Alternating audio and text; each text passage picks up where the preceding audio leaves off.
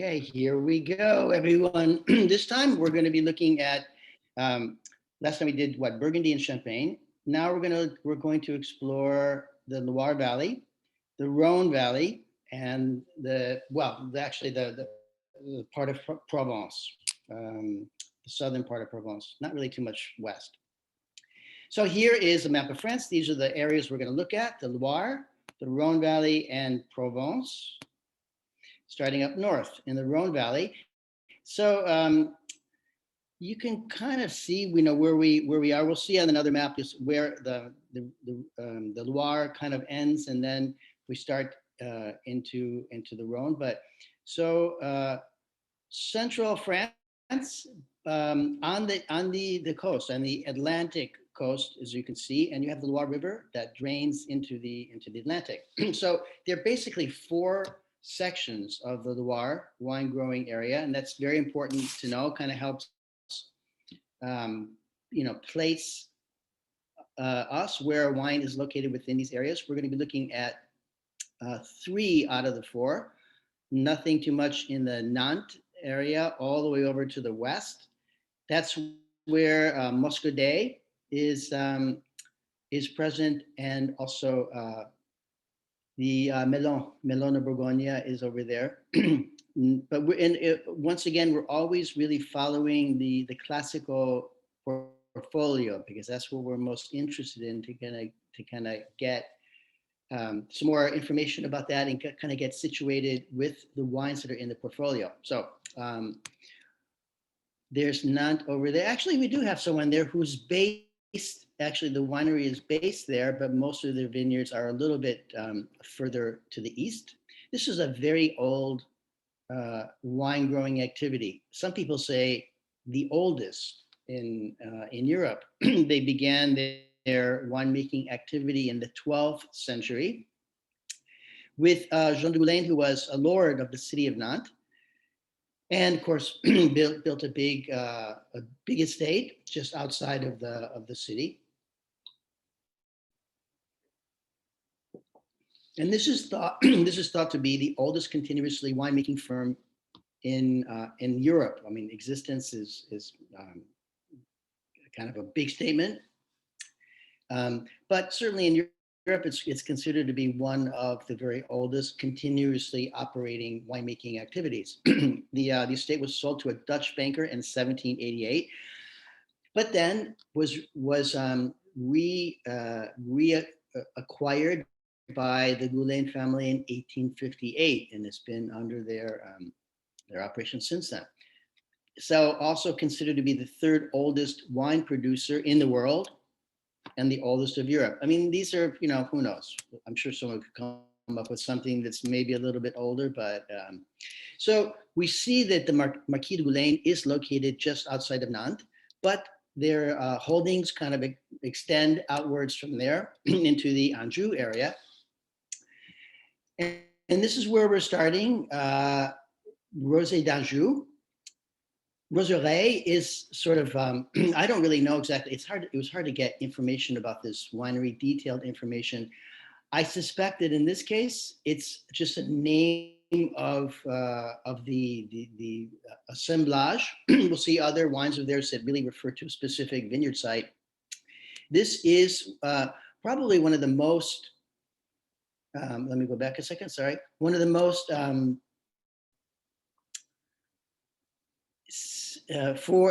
of the most important appellations. There's a lot of them in the Anjou area, the Anjou growing area.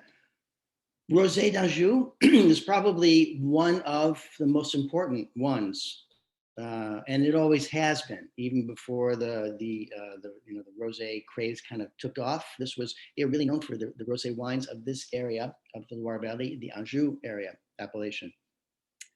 And I suspect that the Roserey is kind of a name for this assemblage, this cuvée.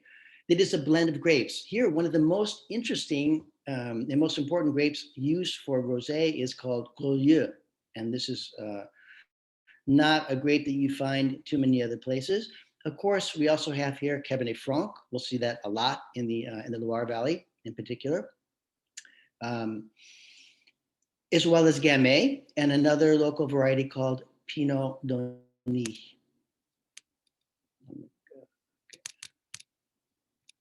Okay, now moving eastwards a little bit more. This is still the Marquis de Goulaine. In the area of Chinon.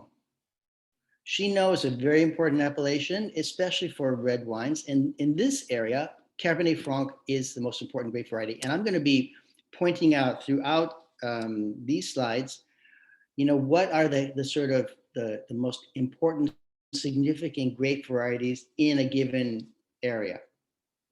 So remember, for the Rosé d'Anjou, it's really Goulieu, and then there is also some Cabernet Franc. Here, it really is about Cabernet Franc, Chinon, and Chinon is a very important appellation. Very particular soil around the Loire, and we'll see that it really changes from one point of the river to another. There's a lot of alluvial soils, sand. Here, it's still pretty close to the Atlantic, so you get a lot of the moisture and the humidity coming from the proximity to the sea. And Chinon is, here it's really Cabernet Franc, at least the red version. There's also a lot of Chenin Blanc planted in the area for white wines, but they're not in the Classico book. And then moving further over eastwards to Touraine. Here, it's a big place for Sauvignon Blanc. Maybe not the biggest. We'll see that shortly. But here is in this area of Touraine, there are a number of different grape varieties planted and different sub-appellations within the Touraine appellation origine protégée.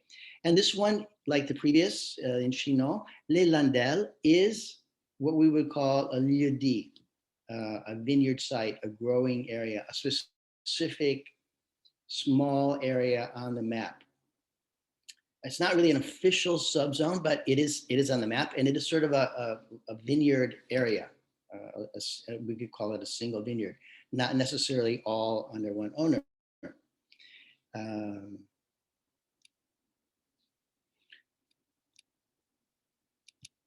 Okay, now actually I moved a little quickly here. You see all the way over to it's gonna see it pop up there. It's a little bit because it's so far to the right, you don't always see it, but we're way over to the east end of the Loire Valley, in what is known as the center, the centre, even though it's in the center of the map, really, getting in towards the center of the central area of France, but it's all the way over to the east.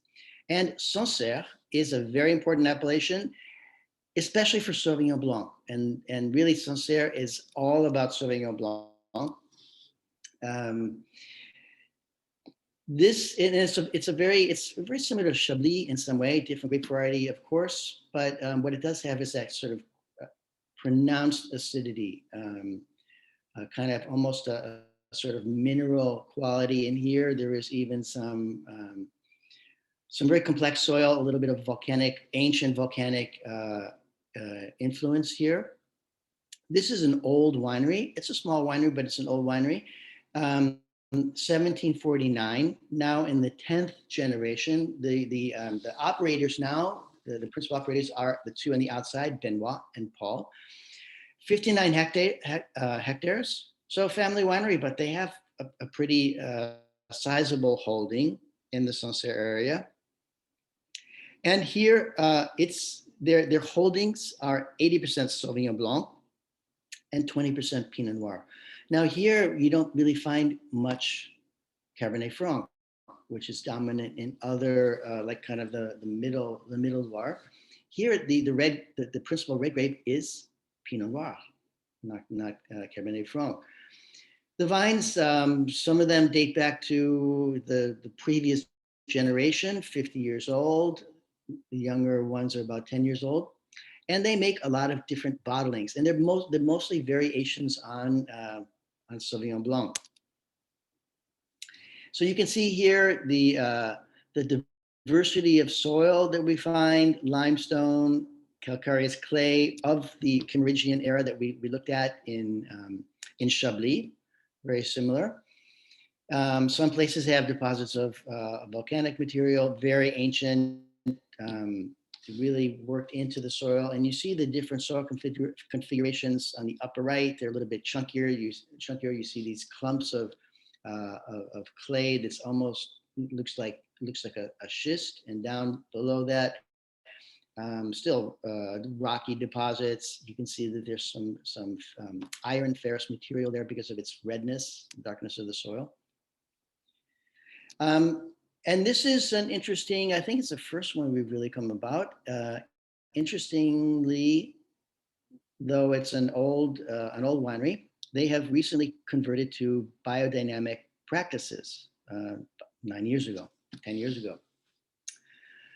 And so I think that's this is the first biodynamic producer that we've really encountered. So how many of you know what biodynamic viticulture is? What is biodynamic wine growing? So this is something that was actually created, developed, imagined by kind of a very interesting person named Rudolf Steiner. He did many, many different things. He was a philosopher, kind of a clairvoyant, some people said. He developed a school system. He developed a certain spiritual school, not really religion, but kind of a mystical, spiritual group. You could anthroposophy, it's called. He did a number of other things, and he also created this system of agriculture called biodynamic agriculture, and it was grown as it was born as a method of farming. There was a group of I think about 100 farmers in the area of Austria where he was, who were a little bit distraught because this was when the end of the 19th century, beginning of the 20th century. It's like they were starting to use a lot more chemicals in the soil, and it wasn't always working out well for them. So he came up with this sort of system of different agricultural system, not using systemic chemicals and pesticides and herbicides and trying to control everything. It's just like going to a doctor and getting over medicated, and you need to take another medication for the medication that you're taking, and then it just kind of cycles out of that. So he really developed this system that and this really happened before organic farming. Organic farming kind of came out of this. So it's a very similar thing without the sort of spiritual, holistic level. He came up with a system for trying to really reinforce the soil. And if something is not right, then you have to try to reinforce the positive elements and eliminate the things that are really disturbing the balance here. So one of the big factors of biodynamic agriculture is that it's not just about the ground in front of you. That is part of the earth that also is subject to the elements, the lunar cycle, and all of that other the things that surround it. So he developed a whole system of natural preparations to try to restore and balance plants that were suffering from something. Try to figure out what it is, and find a natural way to reinforce the natural, the inherent characteristics of the plant. So you mentioned, you notice I haven't really mentioned wine in this. So Rudolf Steiner's creation or invention, the system of agriculture that he created, applied to agriculture, mostly farming initially, but later on, people took it further. So there was a woman named Maria Thun, who in 1950, she had read about Steiner, she was very interested in it, and she wanted to take it sort of a step further and take all of these principles and format them into a calendar or an almanac type thing of when certain processes or um, parts of the farming cycle should best take place around, according to the lunar cycle, how the moon was moving around the earth. And so she studied it and she created this calendar or almanac around 1962 that identified specific days as a root day, a leaf day, a flower day, or a fruit day. So if it happens to be a root day, that is when it's a good time to plant new vines, or think about the soil, because that's what's nurturing the roots primarily. And if it's a leaf thing, it's about when maybe you need to do some derivamento, green harvest of taking off some of the leaves or things like that. So everything is kind of done in sync with the larger elements that are going wrong. Then later on, 1980, a wine grower in the Loire Valley came across these the ideas of Rudolf Steiner about biodynamic agriculture, and he probably was familiar with the calendar of Mediatun as well. And he started applying that to his agricultural endeavors, which were with vines in once again in the middle area around Chinon.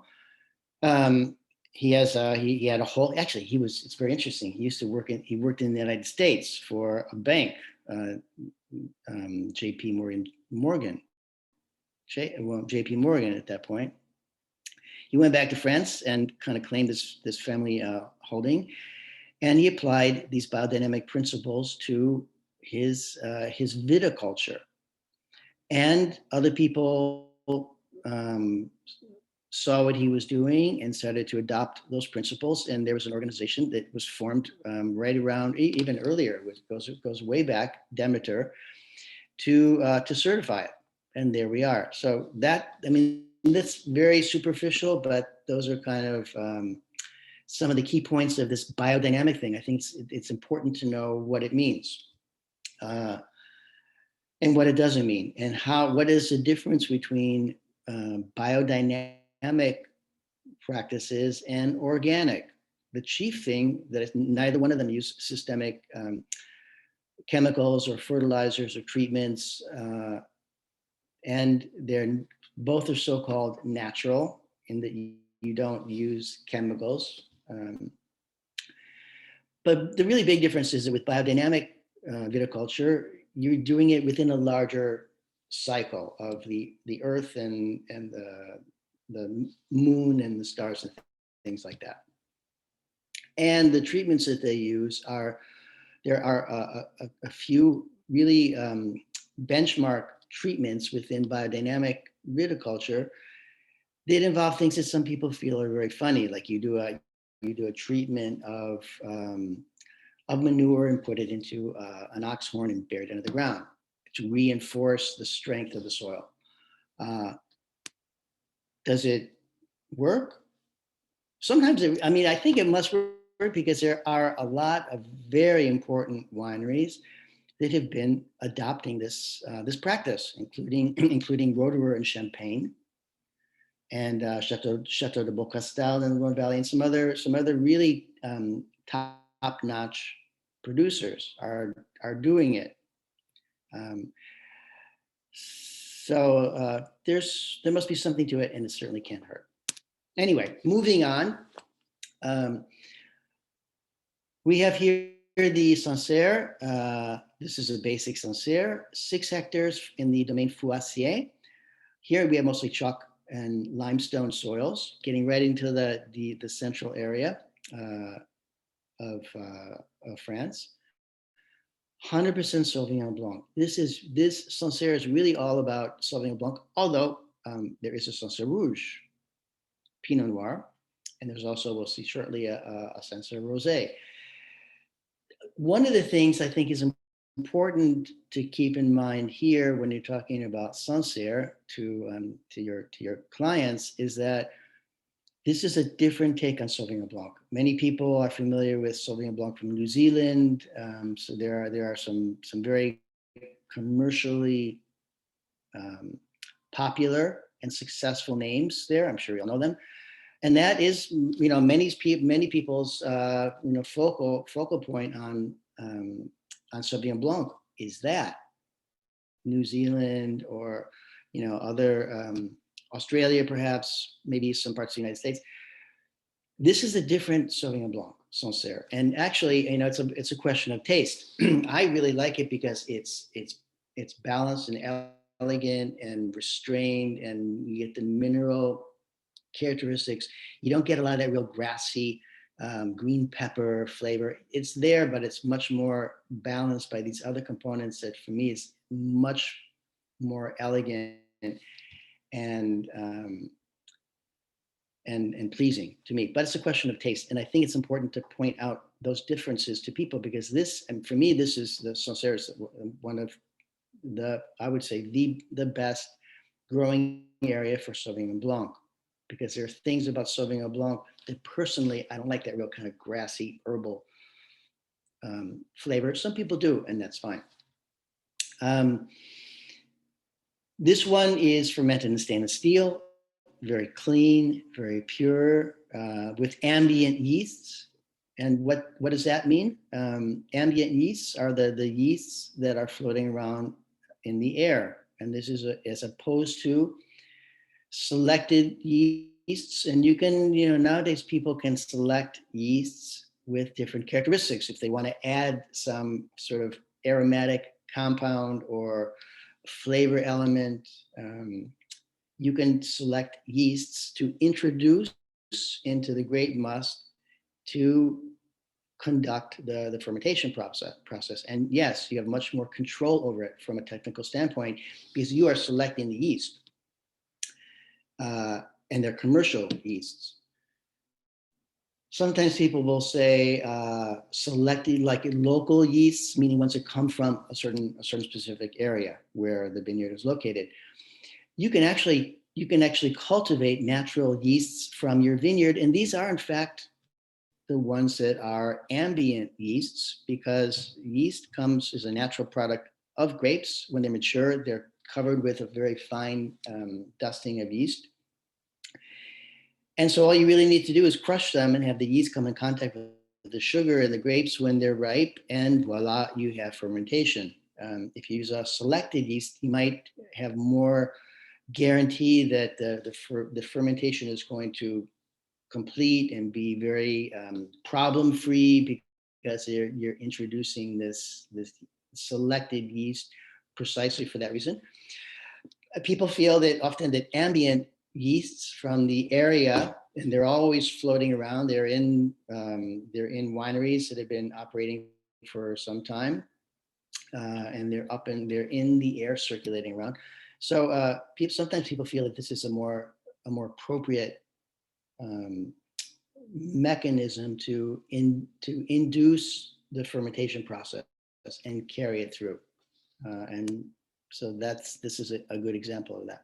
Oh, and then I should say, and after the fermentation is finished, it matures on the fine lees. So after the fermentation is done, it'll be racked out of the container. There might be a little bit of skin contact sometimes with Sancerre, but when you're going for a straightforward version of it, usually not very much. But after that, after the now new wine is transferred from the fermentation tank to a holding tank, a maturation tank, it could be wood. In many cases, and for a simple wine, it's not. It's just pure, straightforward, fresh fruit and acidity and varietal character. But what they do allow it to do is remain on the fine lees. So after the fermentation, it's removed into another container, and the very fine, almost invisible particles left over from the fermentation of these dead yeast cells are in the wine. They often sink to the bottom, and this has a beneficial effect on the wine. It tends to give it a little a little bit of a creamy texture, a little bit more lactic perhaps in terms of just the flavor that the lees can contribute. If you're doing lees aging on fine lees aging on a wine like Champagne, as they do in Burgundy, you can actually, and in Burgundy, of course, as we saw last week, most people, if it's a Chardonnay from a good cru, will do the maturation in a barrique. As I mentioned, they've really developed that procedure to an art, and they're the masters of fermentation in small barrels, and also making small barrels, barrique, from certain specific forests and toasting them and all that. In Burgundy, often they will, for a good important Chardonnay, they will stir the lees in the barrel. You just insert a little rod in the hole, the bung hole on the top, and you stir it around. And that gives it this even more kind of body and character and creaminess to the wine. Some people do that in Sancerre, but for the most part, and certainly this is a Sancerre AOP basic wine, they wouldn't really do that. But still allowing the wine, the just fermented wine, to stay on the lees for an extended period of time gives it a little something extra. So here we are, another producer in the Sancerre area. Let me go back here a second. That was a little bit too quick. This is a 7th generation winery, Domaine Serge Laporte. Bit smaller, 11 hectares of Sauvignon and 2 of Pinot Noir. And here they have 2 in their small holding of 11 hectares. It's about 20 acres. They have 2 very distinct soil types, and then there's often a mix of them, but these are the two different types. Terre blanche, white earth, which is calcareous clay, with this Kimmeridgian limestone that we saw in Chablis, which also is present in the southern part of Champagne, in the Aube area across the border from Chablis. And then there's also a type of soil called les caillottes, which are caillottes are sort of small stones, gravel and limestone, which really kind of gives kind of a more delicate fruity profile compared to the powerful structure and body of wines made from grapes grown on the Terre Blanche. So this is a very interesting wine, Sancerre Rosé. You see white primarily, and most people think of Sancerre as a white wine, as they probably should. There's a rouge, which is a little bit rare, and then there's a rosé, which is perhaps even rarer. There are other places in the Loire Valley where rosé is very common. Sancerre, it really devotes a lot of their attention to the white and also to the red in a smaller quantity. But this is kind of a combination of 2, the Sancerre soil with 100% Pinot Noir grapes, and but vinified in a rosé style. 15-day fermentation, so not too long. They probably will do a quick press, so they'll press the Pinot Noir grapes, and these have been mechanically harvested, which means they can't get full cluster, so they probably would use the grapes are going to already be destemmed from the harvester. A quick press, which will give it a very pale kind of hue. 15-day fermentation period. And here it spends 4 months on fine lees also, so you still get a little bit of that character influence from the very fine lees. No wood at all. Not too many bottles. 1,500. And Guillaume Laporte is a young man over to the left who's kind of taking the lead in the winery these days, 7th generation. And here, in Sancerre, as I mentioned, the principal grape variety is Sauvignon Blanc. That is sort of the ruler of the house, but there is also a red version, and in this case, a rosé version that is based on Pinot Noir. Okay, moving south. So you see, we're way up in the Loire Valley. It kind of it's very close to Burgundy. It's close to the Chablis area. Not even too far from the southern part of Champagne. This sort of edge we were looking at up here. This is the Sancerre area. Um, Now we're going further south. Where we here we talked about Burgundy last time, coming down to about here. Remember, we had the Côte d'Or, consisting of the Côte Nuit and Côte Bonne, and then the Côte Chalonnaise and the Mâconnais below that, and then Beaujolais. Now we're moving kind of right in the middle of France, down in the Rhone Valley, further south.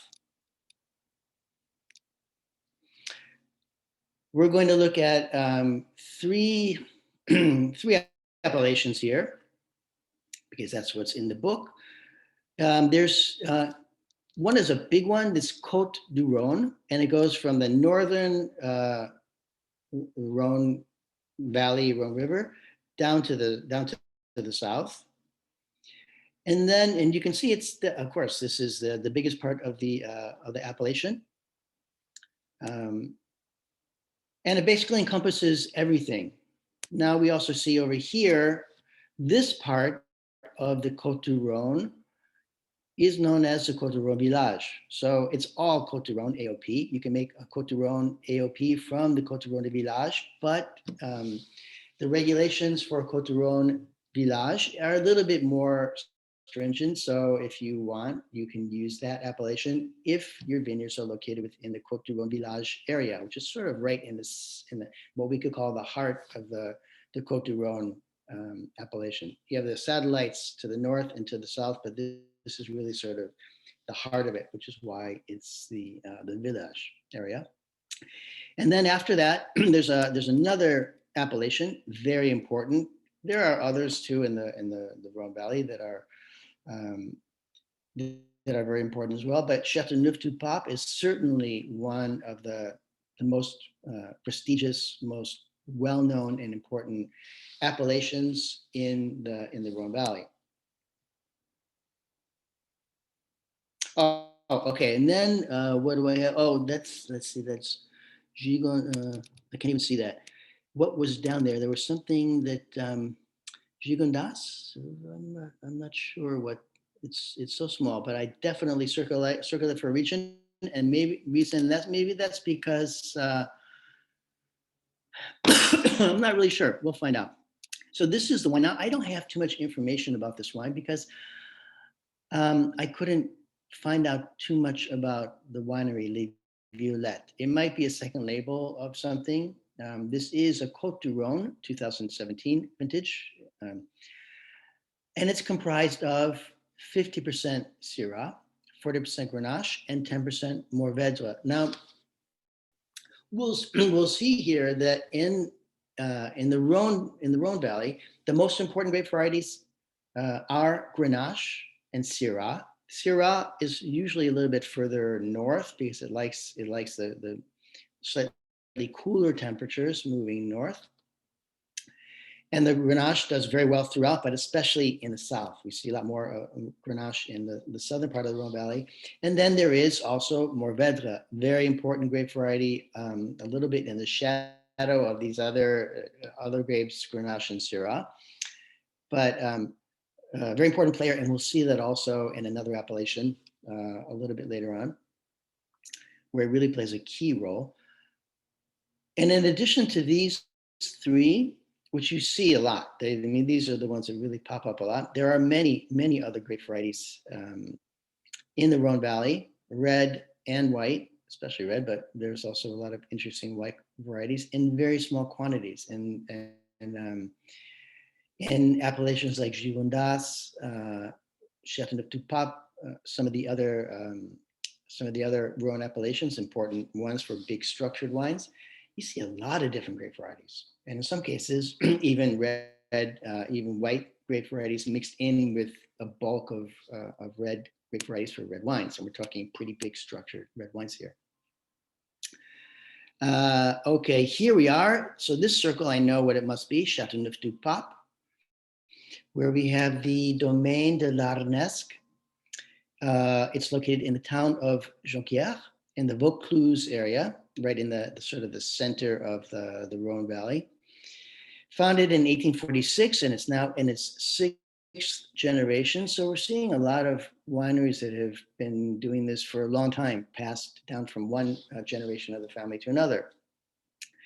32 hectares of vine in 3 different appellations. And we saw 2 of them, Côte du Rhône and Châteauneuf-du-Pape. Then there's another one, Plaine de Dieu. We'll see it on a map, I think, pretty soon. But doesn't really apply to us so much, but it's good to know that they have some there. And it's currently managed by a daughter of the family and her husband, who she's sort of hyphenated her name. But so she is Marie is the descendant of the original family. There they are, Marie and Sébastien. Now we're looking at a Châteauneuf-du-Pape, and here it is. These are trained on, they're bush trained, goblet, it's called in French, albarello in Italian. Sometimes you might find they might have a single stake holding them up, but this is how they grow in the Châteauneuf-du-Pape area, quite low to the ground. It gets very warm there in the summertime, certainly, and a lot of sun. And you can see too that the soil there is very gravelly, with these round stones that are called galets roulés. And what do? They absorb the sunlight, whether it's even in the wintertime. They still absorb the sunlight and they reflect it onto the vines, especially at nighttime. So there's a pretty big difference between daytime and nighttime temperatures. When the sun goes down, it gets cooler, even though the altitudes here are usually not too high. So there's a big difference between daytime and nighttime temperatures. And the stones help, they release the heat that they absorb during the day overnight. A lot of so they only, now, this winery only has a little less than 2 hectares in the Châteauneuf-du-Pape, but it's obviously a very important appellation. And this is located in the lieu-dit. Remember, that's a named parcel, a named vineyard. In this case, lieu means place. So it's a place with a name. And these happen to be places with vines. So it's really sort of a single vineyard plot, which could be divided up into sub parcels and among different families or different relatives of the same family, which often happens. So they have a very small holding here. These wines tend to be pretty old, about 50 years old is the average. Here, the soil is limestone and clay with some sand mixed in, and then, as I mentioned, these small round stones on the top. Grenache dominates. There's a bit of Syrah, which gives it sort of this sort of I think of it as almost animal in a way. Grenache is very juicy and ripe, and Syrah has that too, but it has a little bit more kind of smokiness and tannin and things like that. And the Mourvèdre has even more. It's got tannin and acidity and sort of tight kind of acidity and tannin that holds it all together. So you get the body and the richness and the juiciness from the Grenache, which is really the key player here, but the influence of Syrah and Mourvèdre. Here it's primarily, now these cannot be mechanically harvested, no way, they're all hand harvested, but some of them, most of them are destemmed once they get to the winery. And then into to the must, the juice and the sort of broken grapes from destemming, some whole clusters would be added. Very traditional practice. And something happens there that we don't really need to get too much into, but if you put a whole cluster, sometimes we hear a lot about whole cluster, right? So if you're using whole clusters of grapes, that's what they do for champagne all the time. You pick them very carefully by hand for whole cluster harvest. You put them all into a press, and then if you're using a traditional champagne press or any other kind of traditional press, it presses very gently on the grapes to remove the juice without really breaking the skin or the seeds too much. But you also have the stems there. You don't want to press it too hard because you don't want to get, especially for champagne, you don't want to get the tannin and the woodiness from the stems. So you press them very gently in champagne. But you do want to get what the stems do is help allow the juice to run out easily from the grapes because the stems are kind of keeping the juice, giving them a place to run out of the press right away and down into the tub without getting too much color. And also now in this case, we're talking red grapes, not for champagne, for Chateauneuf de Pape, and you want some of that woodiness, the phenolic character, which really helps give a big wine, which is going to have a lot of alcohol, also some definition. And this is a kind of woodiness that you don't get from toasted oak. You get it from the stems of the grapes. And it's important that the stems also be very ripe when harvest is taking place. Not just the grapes. You don't want to have green, unripe stems that you're going to either put into a press or put whole clusters into the grape must to ferment, which is what is happening here. Now, the other thing I wanted to mention about whole cluster fermentation, or this is not all. This is, I mean, the majority of it are grapes which have been destemmed and they're giving up their juice, and they put a certain percentage of whole clusters into that fermentation tank.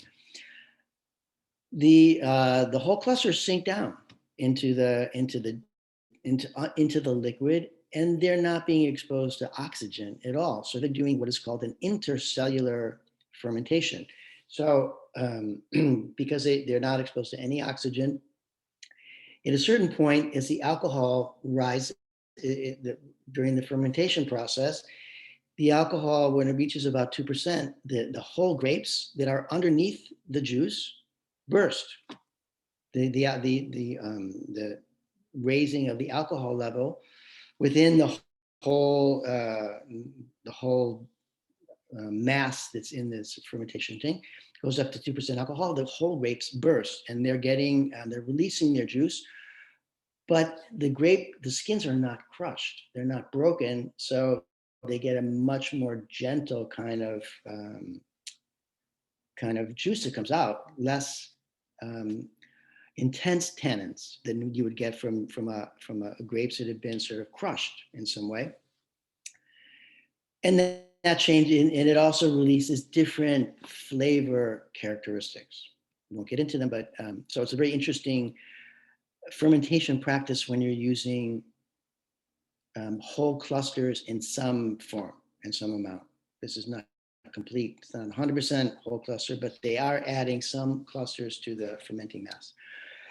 28-day maceration period, which means the grapes are left, which meaning the skins and the seeds, and in some cases these whole clusters are left in contact with each other for 4 weeks, 28 days. And what happens? It really gives a lot of the color extracted, and Grenache has a lot of anthocyanins, which is the molecule in the skins that really contributes to the pigment.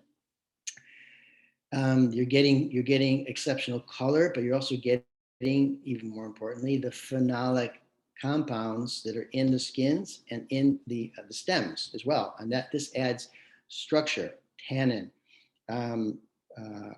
color, yes, but also aromatic compounds that are released during this maceration period. So very important.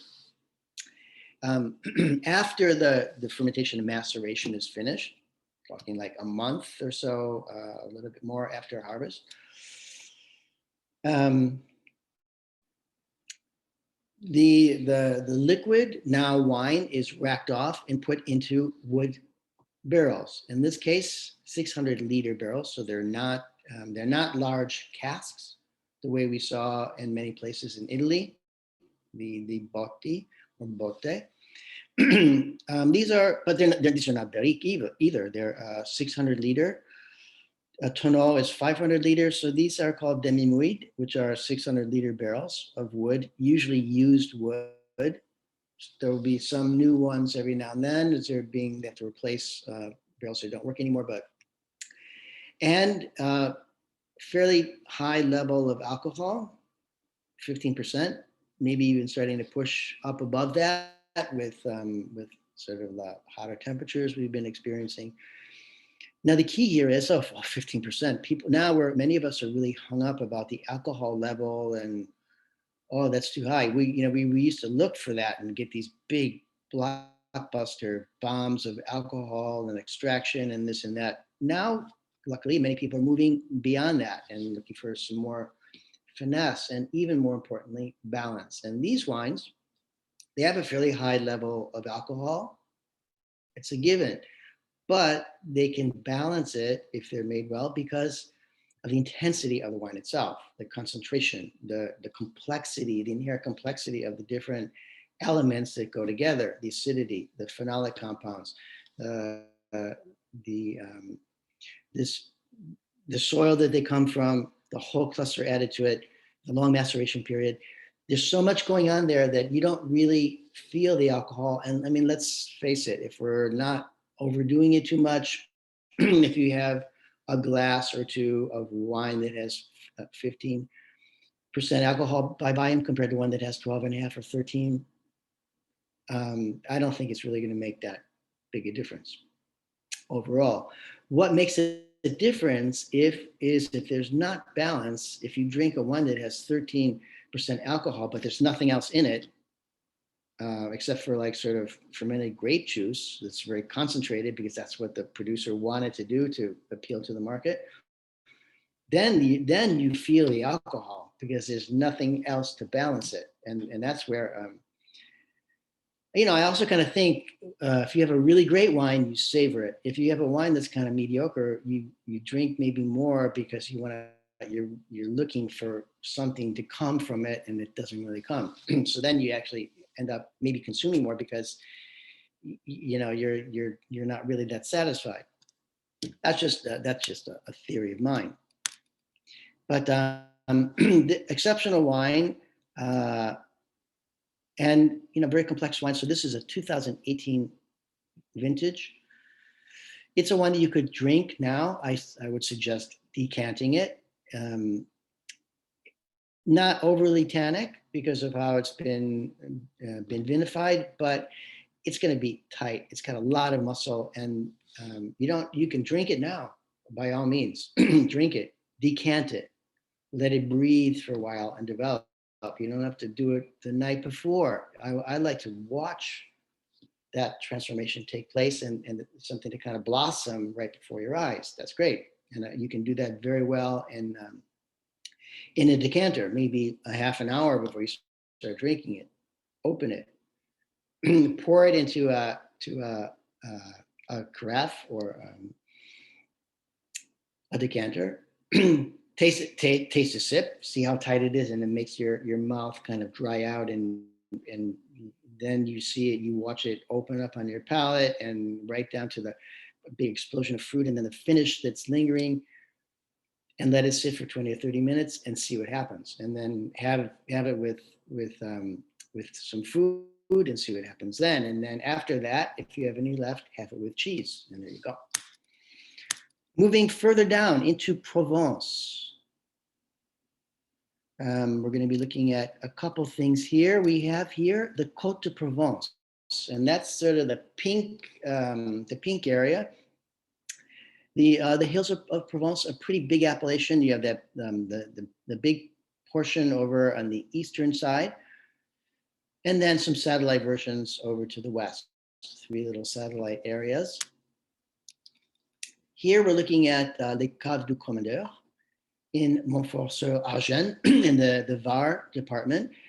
This is a cooperative winery. Hard to get really useful information about it. It looks like they have a lot of sort of tastings and events in the area, but they don't really talk about their history too much. It was really, I assumed it was a cooperative winery because of the fact that they have 500 hectares, and that's a big holding, and three different wineries that I learned were kind of brought together. But they don't really say it. Maybe they're. I'm a big fan of cooperatives because what do?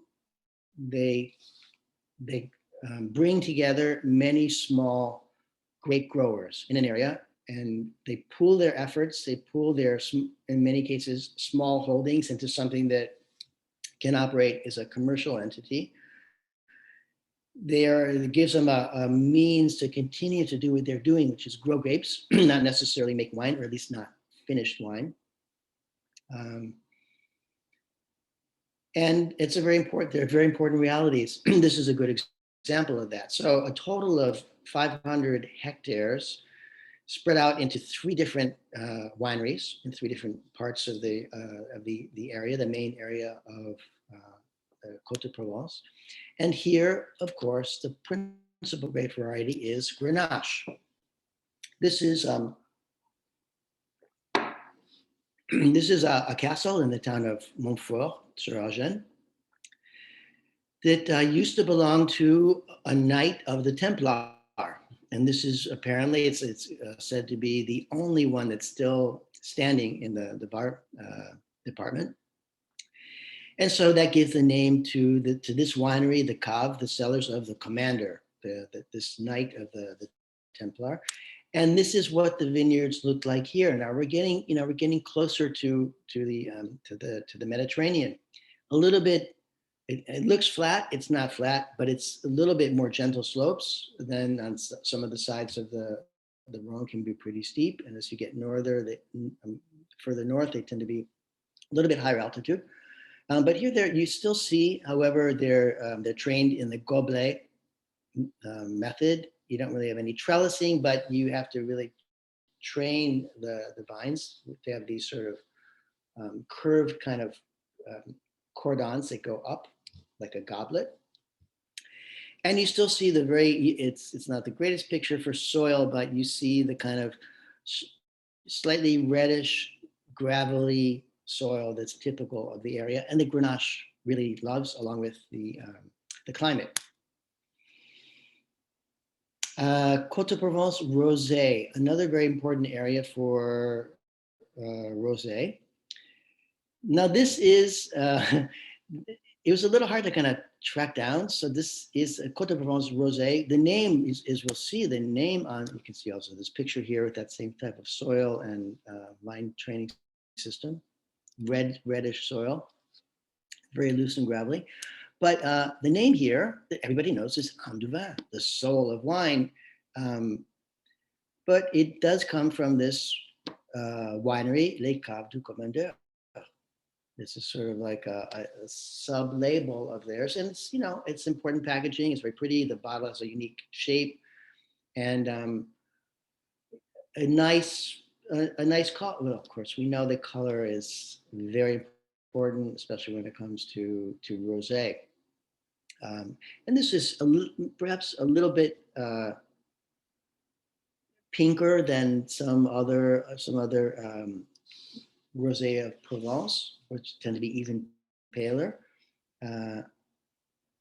But it's also made from Grenache, and another important grape variety for the area, Cinsault.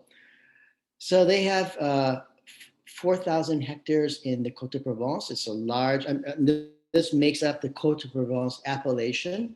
It's a large area with a lot of diverse soils and terroir, and the Cave du Commandeur probably sources the grapes from many different growers within this area of the Côte de Provence.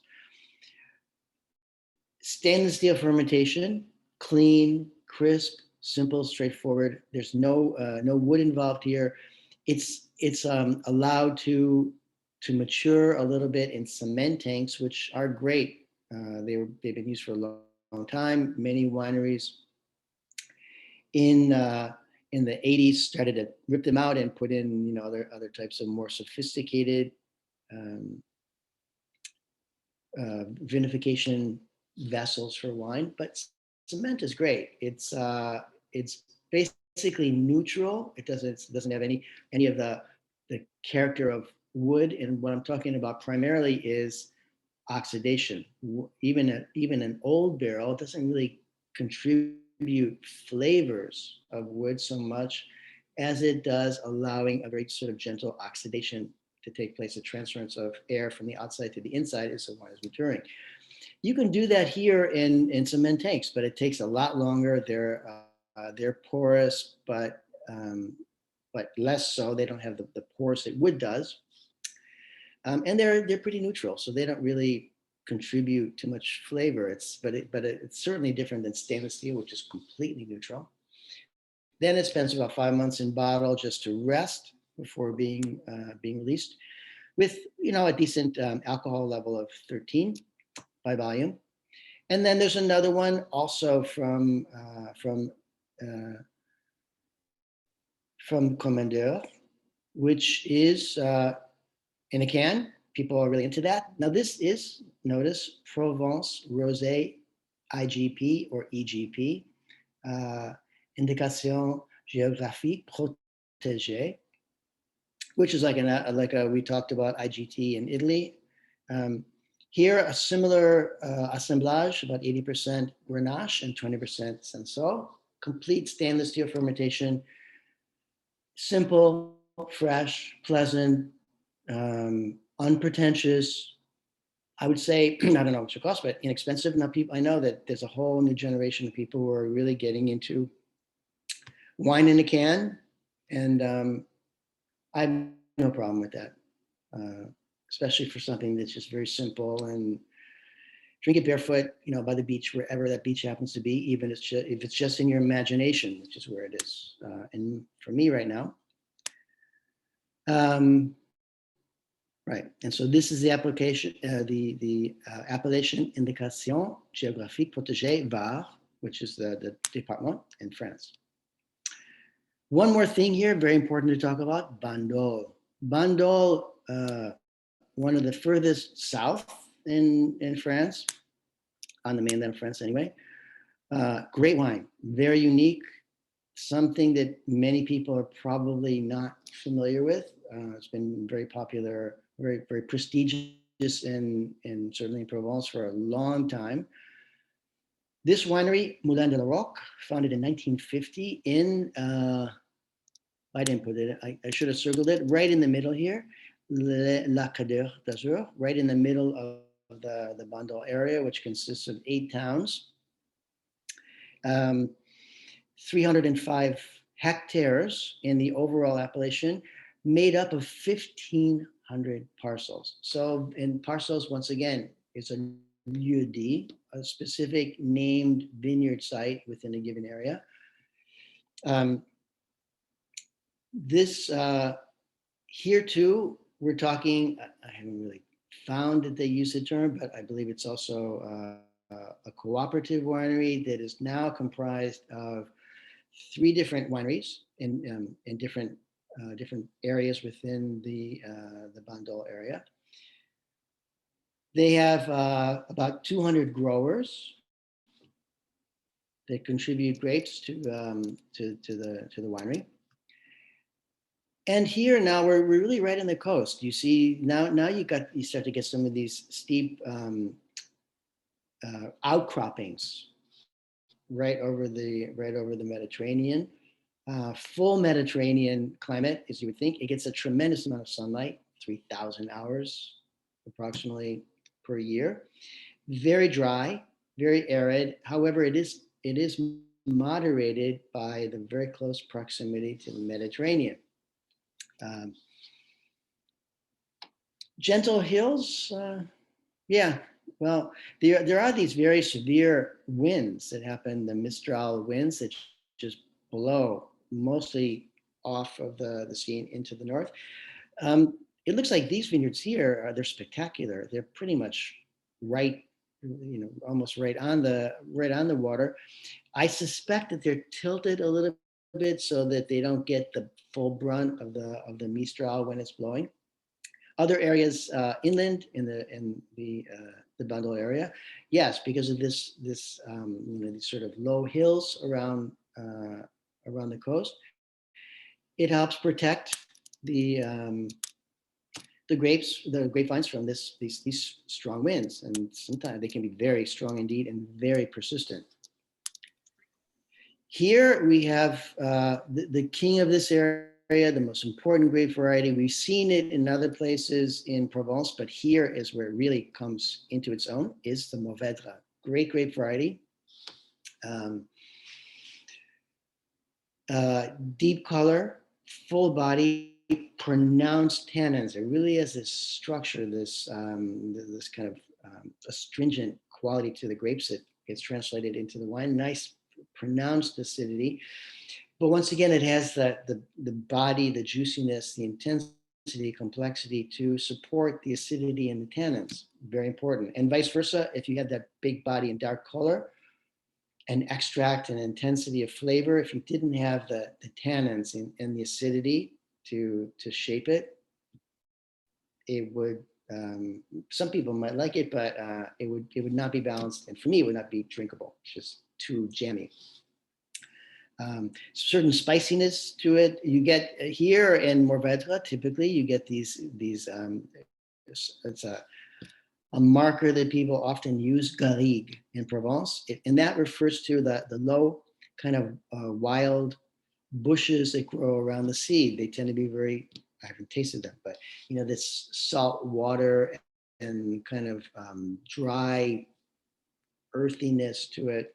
You get some of these dried herbs in a Mourvèdre. You can drink it young. Once again, if you have a big one and you want to drink it, by all means do. You might want to decant it. You can drink it, but some of them are made quite simple, fresh, lighter bodied, maybe younger grapes, maybe from not the greatest site, but they can be perfectly good for a simple wine. But, with age, some things happen. Now we're going to look at two here. One is Bandol Rosé. Yes, here too. Now this is going to be a different take on rosé than some of the others we've seen because it has 60% Mourvèdre, along with so that gives it the structure and the focus and the crispness and the acidity and that's what we like, right? About many rosés. The Grenache gives it a sense of body and fullness. And then the Cinsault kind of rounds it off with a little bit of kind of chalkiness and herbaceousness, dried herbaceousness, not really grassy stuff. And the soil here in this area, Bandol, black marls, sand. There's a lot of sand there. Now they use 3 different varieties, but they're blended individually. Remember, they're getting lots of grapes from a number of different producers who then they'll vinify each grape variety separately and then assemble them. In French, they call it assemblage. So it's an assembly of different grape varieties, or perhaps from different places, put together to make a balanced cuvée. 13.5 alcohol by volume, which is the same that the Bandol Rouge has. So the alcohol doesn't really change, just the flavor and aromatic profile. Here, 95% Mourvèdre, with 5% of another very important but kind of secondary grape variety in Provence, Carignan, which is the same as Carignano from Spain. The soil here is a little bit different. It's clay and limestone with marine deposits. The grapes are destemmed, macerated for 28 days in temperature-controlled tanks. Now we don't have the stems that we had before in the Chateauneuf du Pape, where there were some whole clusters put in. These are destemmed, but still a long maceration to extract the pigment and the positive phenolic compounds in the skins. After that, and it's just all done in temperature controlled tanks. After that, however, there's 18 months of maturation in large casks of oak from France. And here, of course, you get this dark berry fruit, kind of wild. There's a leathery component to it, spicy tannins, and once again, this garrigue. I mean, I think it's a nice term, especially if you've been to Provence. You see that stuff all over it. These dry kind of, they almost look like the tumbleweeds, you would see in cowboy movies in the West. But you can get that characteristic to it, which is very pleasant around this sort of ripe, fleshy fruit. So that does it for these three areas. I'm going to stop the recording and see if there are any questions, and then we'll do our last one next week, which is mostly devoted to Bordeaux. But let me see if I can get my recording, and we're going to stop that, and we'll see you next week. Guys, anybody has a question?